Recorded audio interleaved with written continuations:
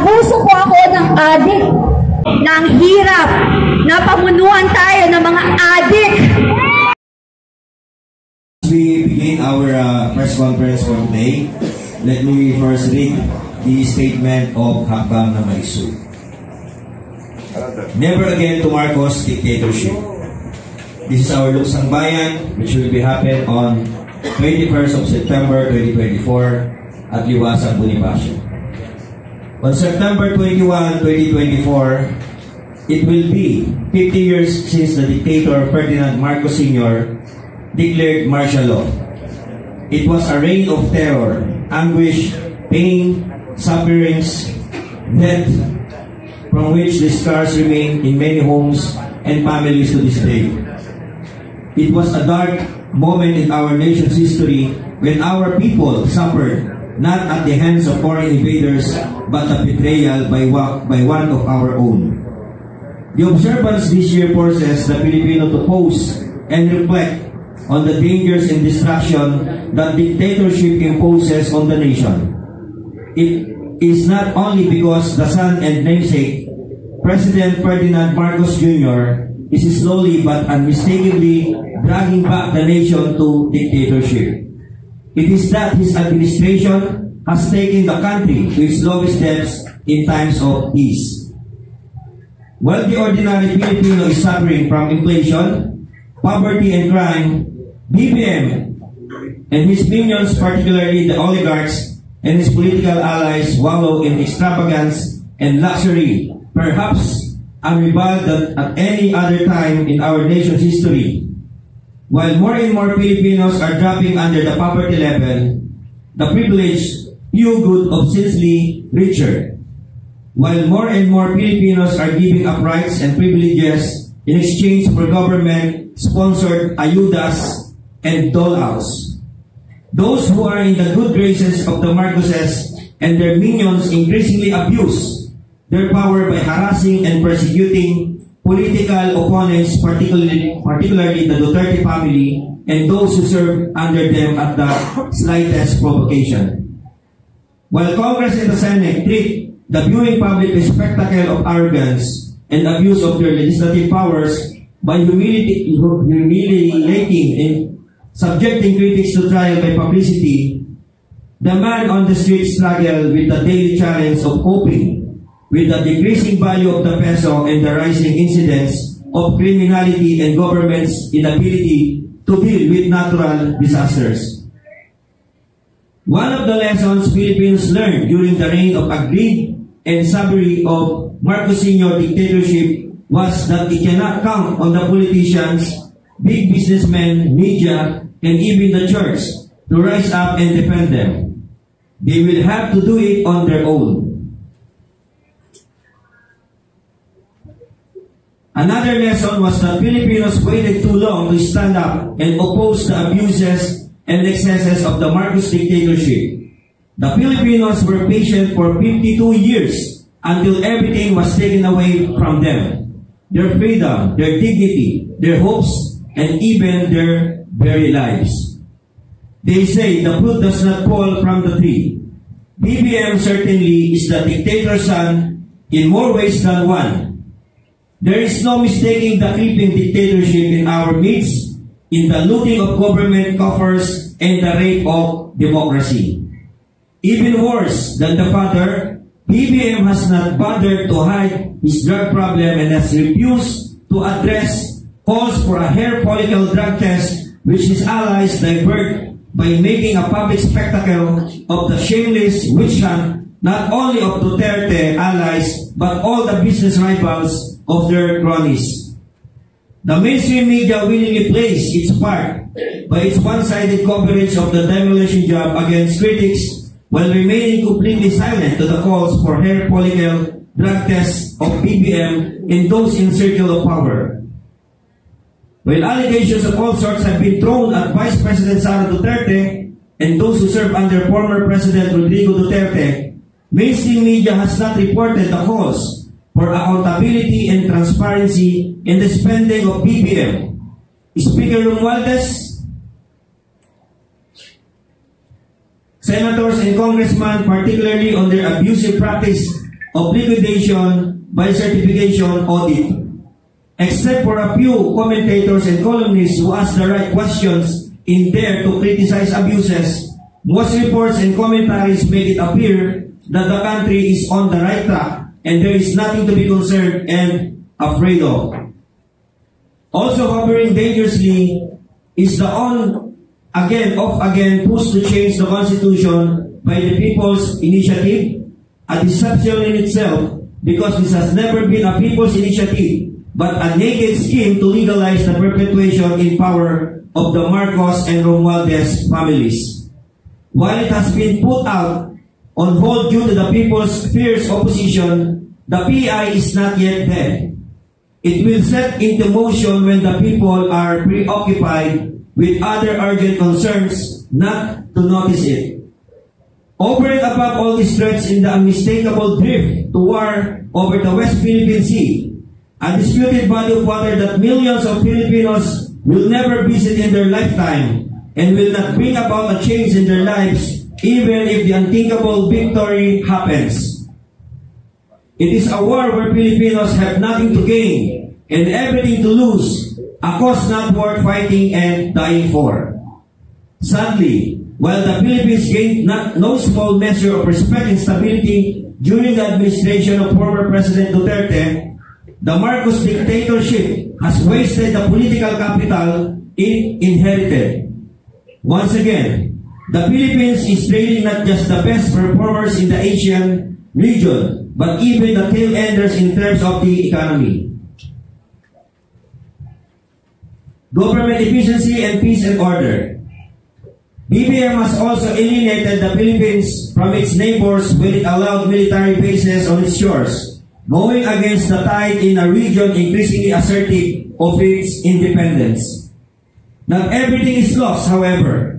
The Hakbang na May Sug, or the Step of the Brave, has planted the seeds of defiance amid a sea of indifference. Despite the manipulation and harassment of the Marcos administration and Speaker Martin Romualdez, it is slowly and steadily gaining ground. More and more people have found their voices to criticize wrongdoing and help in making ordinary people aware that it is time to unite in the face of danger. On September 21, 2024, Hakbang na May Sug will join Filipinos from all walks of life to converge in at least 3 different areas for a national indignation protest action dubbed as Luksang Bayan 921 to deliver the message that the administration and their cabal do not want to hear. Never again to Marcos dictatorship. There is no more time to waste. Let us not wait until there is no more food on the table. When every social media post is censored, when one of our loved ones is hurt or killed by criminals, or when all our able-bodied soldiers are fed to the slaughter in a senseless war. As a gesture of solidarity, all Filipinos who sympathize with this cause to end the dictatorship are enjoined to wear black on September 21, whether they are joining the mobilization or not. Let us flood the country with black to show the world that our people in the mourning the rape of democracy, the death of good government, the death of our sons and daughters at the hands of the drug-crazed criminals in the streets and in the approaching war. It is time to tell BBM, the dictator, that we can no longer tolerate his refusal to undergo the hair follicle drug test, the abuses and excesses of Congress and the Senate, corruption in all levels, and increasing poverty. Dismantle the Marcos Romualdez dictatorship. Transparency and accountability in government. No to people's war, no to war, and defend the flag. That is our battle cry. Magandang umaga po, mabuhay po tayo na. Naumpisahan na ho natin ito, hindi na ho tayo titigil. Kasi alam natin, nagsasabi tayo ng totoo, hindi tayo nagsisinungaling. Mula ng araw, nandito kayo. Alam nyo, may mga paninindigan po kayo. Mabuhay po kayong lahat. Huwag po kayong mawawalan ng pag-asa. Basta tamang ating pinaglalaban, mananalo po tayo. Hindi po kayo mabibigo kasi ang Diyos ang magbibigay ng daan para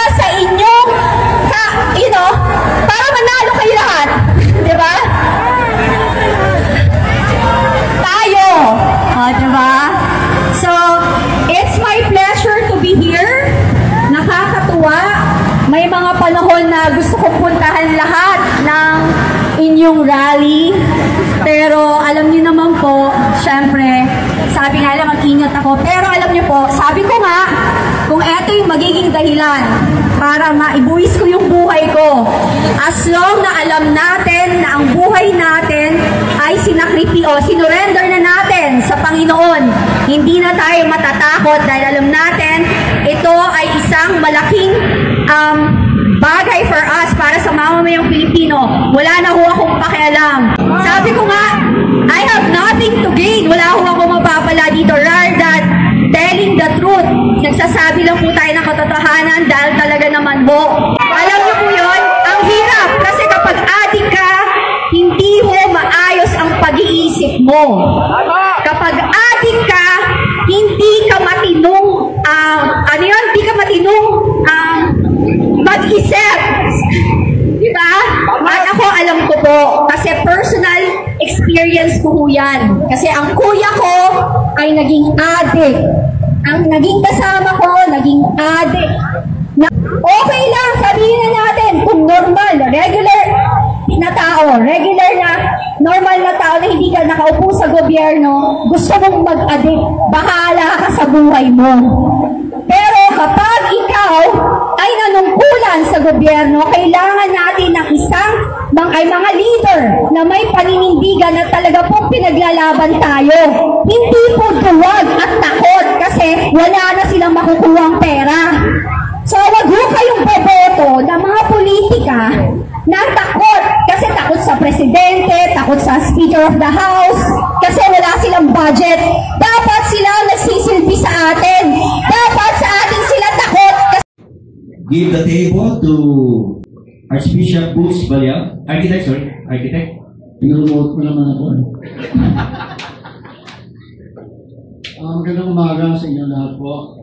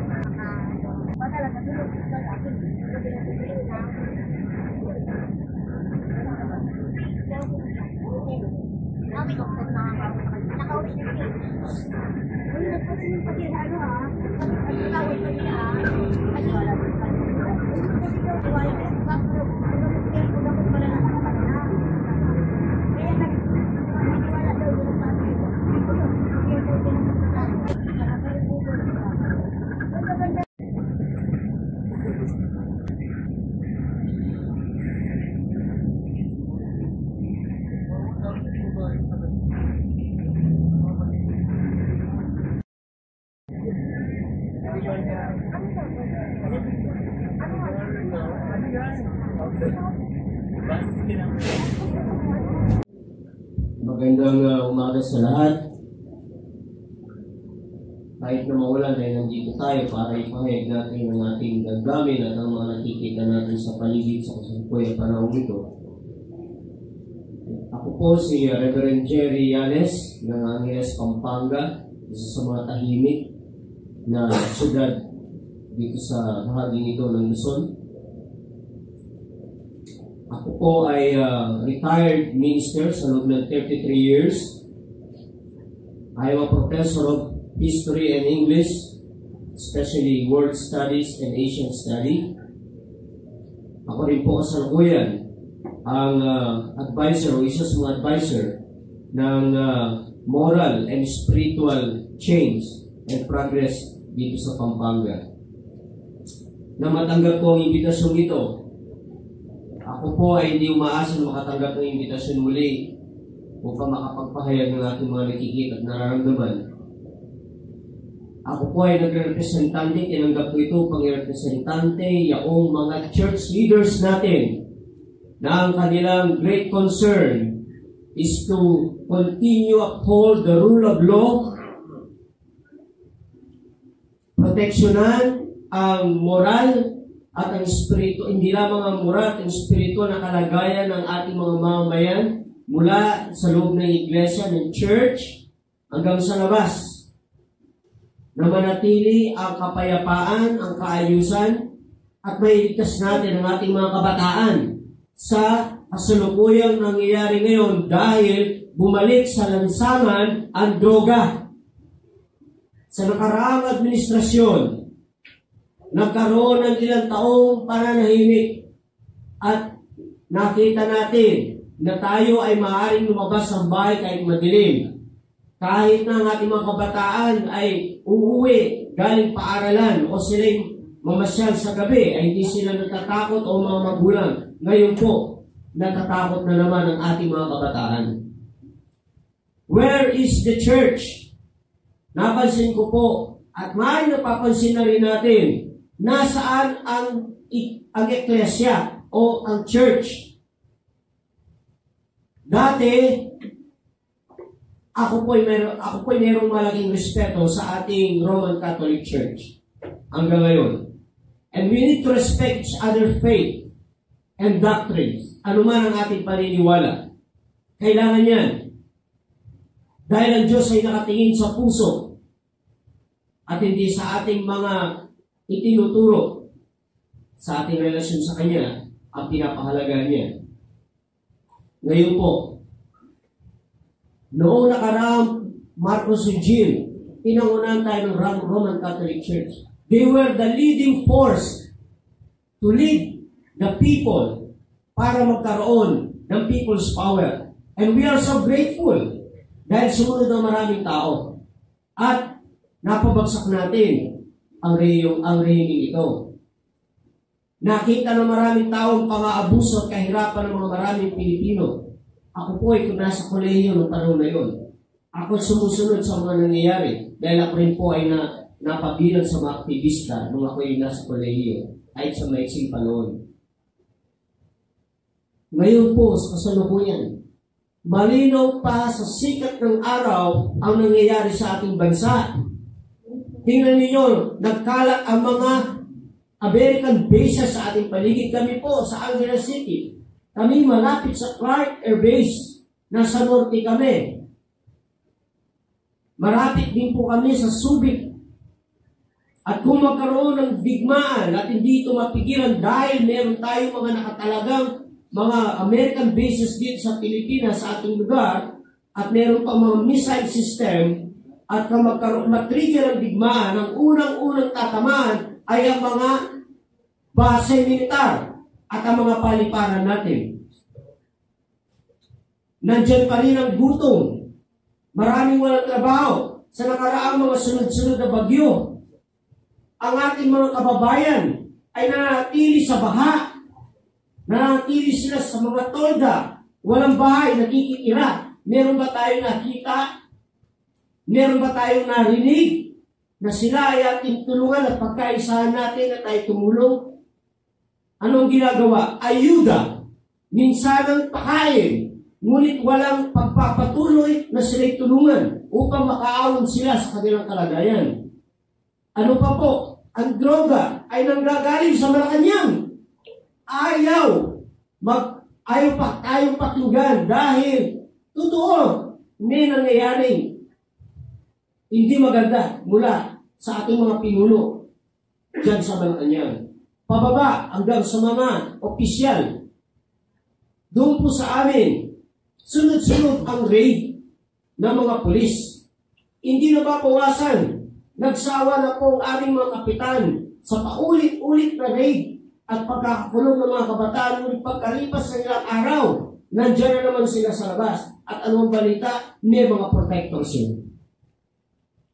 Ano ang ating gawin bilang isang church? Tayo bilang isang church, kami, patuloy kami nanalangin, patuloy namin tinuturuan ng aming mga tupa na sila ay maging mabuting mamamayan, proteksyonan nila ang kanilang karapatan, gawin nila ang magagawa nila na palakihin ang kanilang mga anak at turuan ng bawat isa na matakot sa Diyos. Ngunit hindi sapat ito kung paglabas nila sa church ay nandiyan sa paligid ang mga taong handang manira at pumasok sa kanilang mga tahanan at agawin ang ating mga kabataan at turuan sila na gumawa ng masama.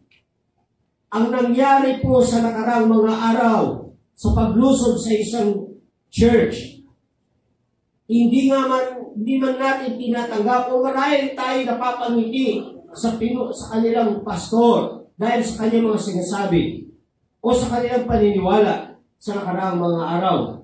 Ngunit hindi natin makakaila, ito ay isang sagradong lugar, isang lugar na kung saan nananatili ang pagtuturo ng moralidad at spiritual na magkaroon ng tamang relasyon sa Diyos at sa kapwa. Ngunit ano ang ginawa nila?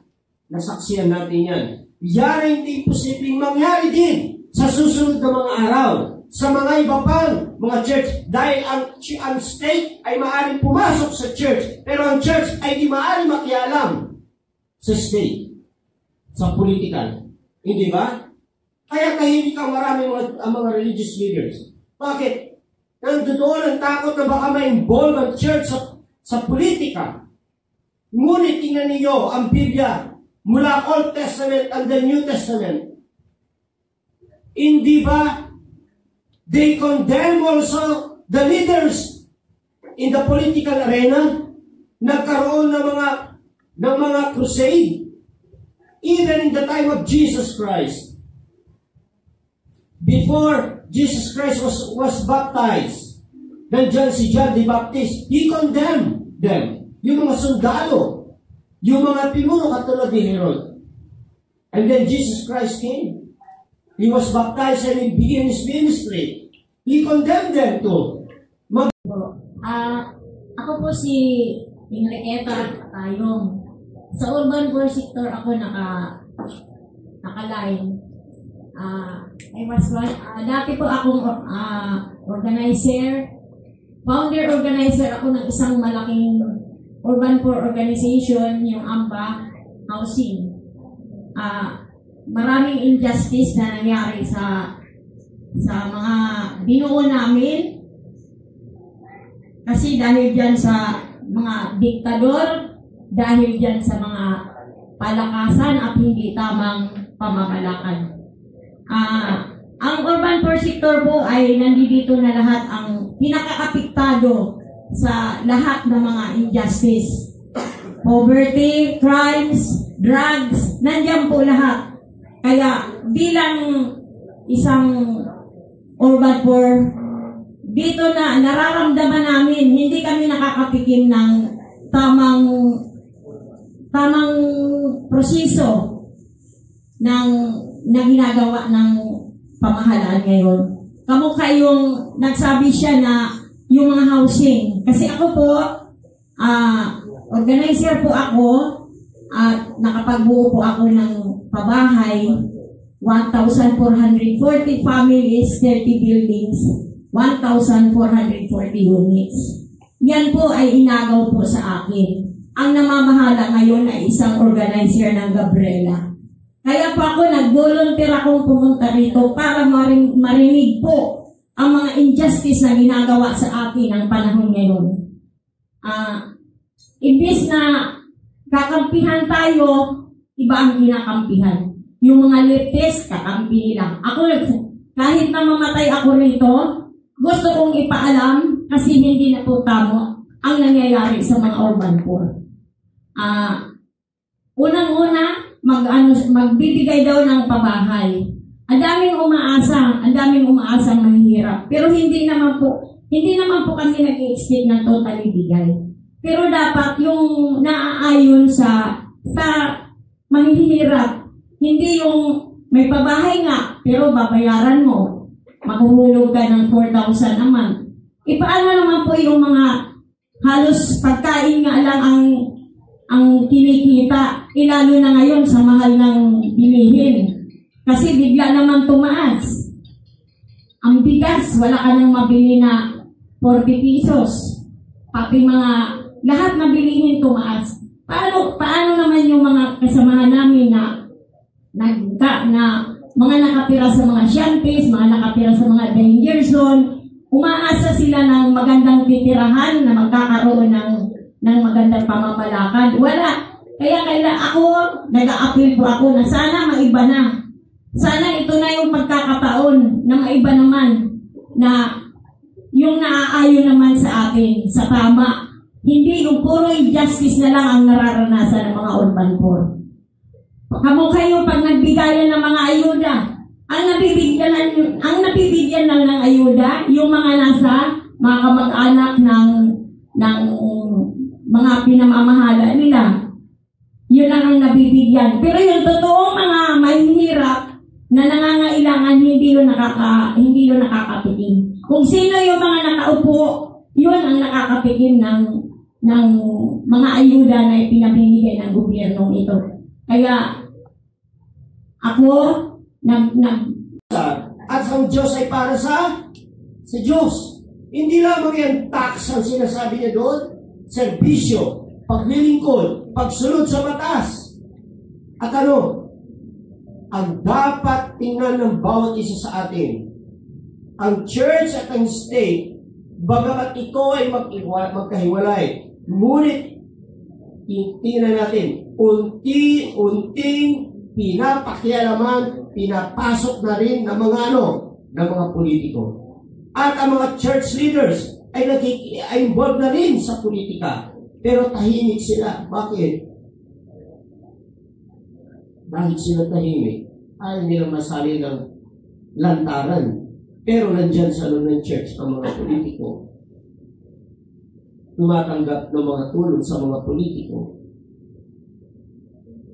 Ako po si Nick Rizazon, nasa dating Pangulo ng Popular Center of the Philippines at chairman ng National Commission for Rights in the House. At po ay dating nasa media. Nato ako nagtataka kung bakit ang mainstream media na lalo natin wala ang mga issues na pinapalakay ng ating mga panelists. Ako po sumanib sa isip sapagkat ito po ang nararapat gawin ngayon. Ang talagang umibig at lumaban sa pangatagabihan ng BBM. Si BBM po ay isang taong kilala ko ng bata. Lumaban ng mga 10 years old. Naging anak ko po yan sa isang entablado na pinatang ko bilang ama na binirek po ni Sineda ang mga ng pamamayan. Ako po yung ama ni Irene at ama ni BBM. They were 10 or 8 years old sa entablado. Hindi po natin na hindi pala ang nangyayari. Hawak-hawak ko po sa kamay ang dalawang bata na yan. At ako po ay ika nga bilang isang may edad na isang bata ko sa panelists. Ako po isang biktima ng martial law in 1972 September 21. Sa umaga po pagising ko at ako'y mag-e-edit sa ABS-CBN. Pero ba dito sa ABS-CBN? Siyempre, wala.